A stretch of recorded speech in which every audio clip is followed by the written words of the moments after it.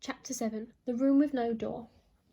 The old lady grabbed the prince by the hand, so he was standing right next to her at the library fireplace. Before Alfred could ask Nanny what she was doing, she turned the little hand of the gold carriage clock on top of the fireplace anti-clockwise. Whirr. As if by magic, the pair were spun into another room. Whoosh! I never knew this room was here, hissed Alfred. Shh! Shushed Nanny. They might still hear us. They listened out for voices in the library next door, as they stood in a tiny, windowless room full of junk. There was a rusty metal bath, a broken bicycle, a dog-chewed cricket bat, a weather-beaten picnic basket, a mouldy croquet set, and a battered old Victorian pram with a wonky wheel. Alfred had been all over the palace, but he had never been in here. Hardly surprising, as the room had no door. "Is this a secret room?" he whispered. "Shh!" shushed Nanny. There were a couple of old chipped cut glass tumblers on a side table. Nanny picked one up and passed the other to the boy. She then placed the top of the tumbler to the wall and the bottom to her ear. Alfred followed suit. Next door they could hear someone pacing around the library. Who was it? What were they looking for? Whoever it was, and whatever they were looking for, at last it sounded as if they'd found it. After a short while, the pair heard the library door close. They were safe. For now. "In answer to your question, my little prince," began Nanny, "legend has it there are many secret rooms and passages all over Buckingham Palace. I know of just a few. They must have been built here during World War II. Yes, for the royal family back then, in case that stinker Hitler invaded. King George VI. Oh, my little prince, you've been reading all those books piled up in your room." "History books are my favourite." "I know. George VI had a wife and 2 daughters," continued the boy. "The elder one became Elizabeth II. Full marks, clever clogs. Elizabeth II, what a ruler she was. We'll never see her like again." Prince Alfred, who was next in line to the throne, nodded his head sorrowfully. He knew more than anyone of his failings. If only he could be more like the great kings and queens of the past. But nature had played a cruel trick. He was a sickly child. All of a sudden, Alfred thought he saw something move under an old dust sheet. With his eyes, he indicated the pile. Nanny mimed. What? Whatever it was, moved again. Nanny nodded and began tiptoeing over to the sheet. The boy stayed close behind, holding onto her cardigan for dear life. The sheet rose into the air. It looked like a ghost. Alfred wanted to scream, but didn't dare make a sound. The thing stretched out its arms. Nanny reached out her hand and closed her eyes. She couldn't bear it either. With one hand, she whipped off the sheet to reveal Chapter 8, The Prince of Nothing. A little girl, dressed in rags. Her face, hands and feet blackened with dirt. She was a pathetic sight. "All right," chirped the girl. "Who are you?" demanded Alfred. "Who are you?" she asked back. "I asked first." "What do you think you're doing sneaking here from the outside?" demanded Nanny. "Well?"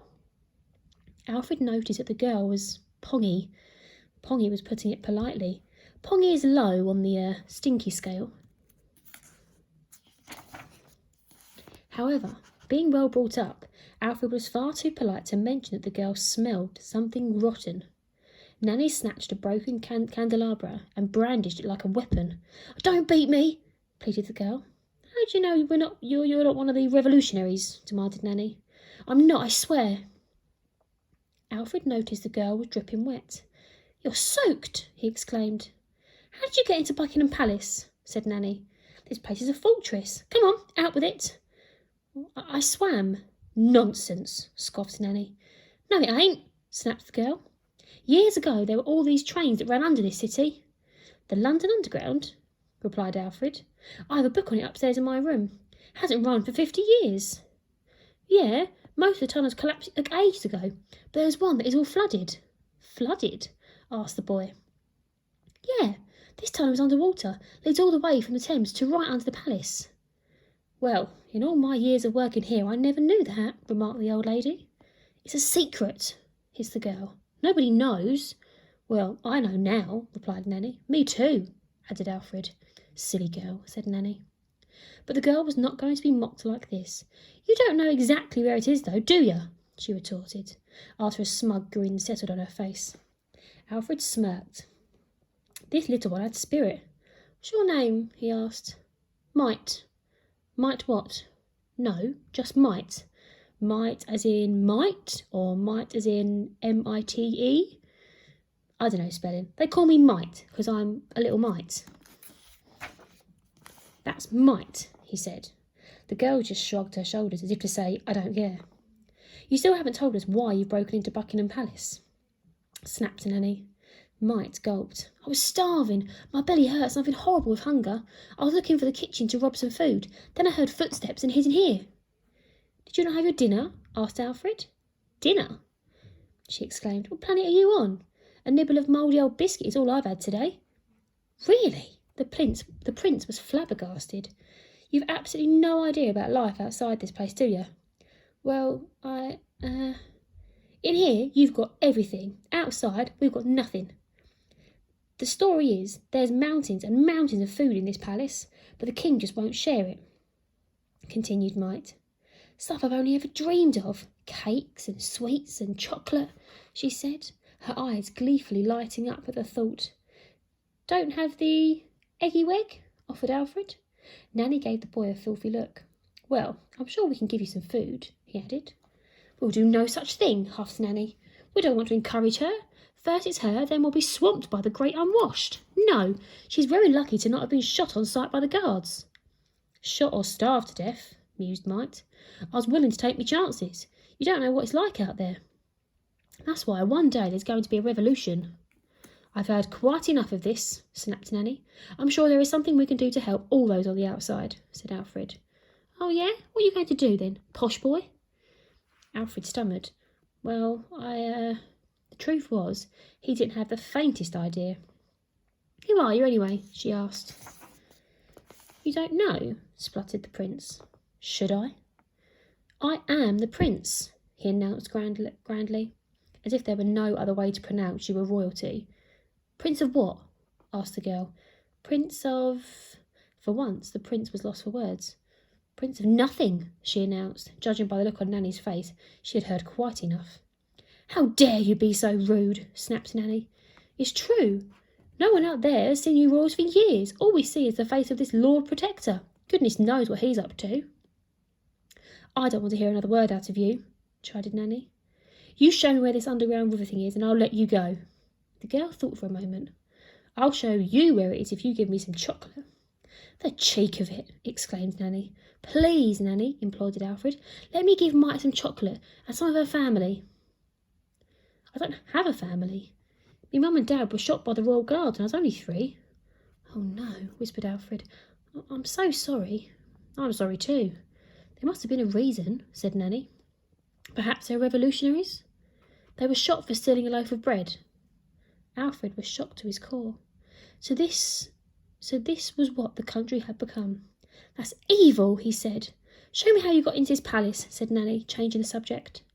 "And I'll bring you the biggest bar of chocolate you could ever imagine." I can imagine a really big, like ginormous. Then show me where you broke into the palace. Right now." The little girl looked at her with suspicion in her eyes. "I don't trust you, old lady. I don't trust you one bit." "Nanny has looked after me my whole life," announced Alfred, jumping to her defence. "I couldn't trust her more." Might looked the boy up and down. "And I don't trust you either, Prince of Nothing. I farm my own chocolate." With that, she threw the dust sheet over their heads. Alfred and Nanny coughed and spluttered in all the dust. When they'd pulled the sheet off, the girl was gone. "Might!" called out Alfred. "Might!" They paced around the junk room, but there was no sign of the little girl anywhere. She had simply disappeared. Perhaps she was a ghost after all. Chapter 9. Festering. "What a nasty little wretch," was Nanny's verdict. "She was just hungry," reasoned Alfred. "She's a thief, young man, and thieves like her belong in the tower." The prince wasn't so sure. She was only a child like him, and she was hungry. It wasn't right that the people of Britain lived like that. "Now, my little prince, we need to get you back to your bedroom." Alfred didn't want to go back. Being in his bedroom was boring and he had detective work to do. Not now, Nanny. Yes, now. The question is, how? Alfred peered around the room of junk and spotted a bicycle. Can I cycle back? Nanny did not look convinced. Do you know how to ride a bike? No. Well, I would say no then. Not really time for lessons right now. No. The pair fell silent for a moment before the old lady exclaimed, Nanny has an idea, and it's a goodie. What? Hide in that old pram. The pram. Now it was Alfred's turn to look unconvinced. Yes, I am not getting into a pram. You never used to complain. That was when I was a baby. What use is the pram anyway? I can pretend I'm using it to wheel some clean blankets up to your bedroom. At this late hour? I'll say you wet the bed. Alfred was not impressed. He hadn't wet the bed for, well, a long, long time. He peered into the pram. It was full of festering old blankets that must have been damp for decades. Now they had things growing on them, and the things growing on them had things growing on them, and the things growing on them had things growing on them too. In there? He asked, incredulous. Yes, in there. You mean actually inside the pram? Well, yes, of course inside, you great nit. But it stinks. Stinky is better than dead. Now come on, climb in. In truth, the smell was rank, which is higher up the stinky scale than stinky. The old lady smiled an expectant smile. Alfred sighed and with real difficulty clambered into the pram. It was so tight that his knees were wedged up under his chin. What's more, it was even more pongdocious than he had first thought. The smell was positively medieval, which may have been the era when those blankets had last been washed. I'm in, said Alfred, covering his mouth for fear he might barf. I'd better cover you up, said Nanny, pulling a musty old blanket over his head. Now he really felt like he might barf. So, Alfred, remember not to sneeze, cough, or you know what, ordered Nanny. Now I don't know what. Bottom burp. Oh, yes. Or you'll give the game away. Ready, my little prince? No, he replied, pulling the cover back. Cooed Nanny. You look just like you did when you was a baby. Alfred didn't find that last bit amusing. The Lord Protector, he remembered. He locked my bedroom door from the outside. We won't be able to get in. Don't you worry, Nanny always carries a spare key, she said, fishing it out of her cardigan pocket. Clever Nanny. Now come on, little baby, back to sleep, she snorted to herself, her teeth going clickety-clack in her mouth. In a grump now, Alfred pulled the revolting blanket back over his head. As soon as he had, the old lady wheeled the pram to the correct spot on the floor of the junk room. She turned the hand on the carriage clock anti-clockwise, and the pair spun round into the library.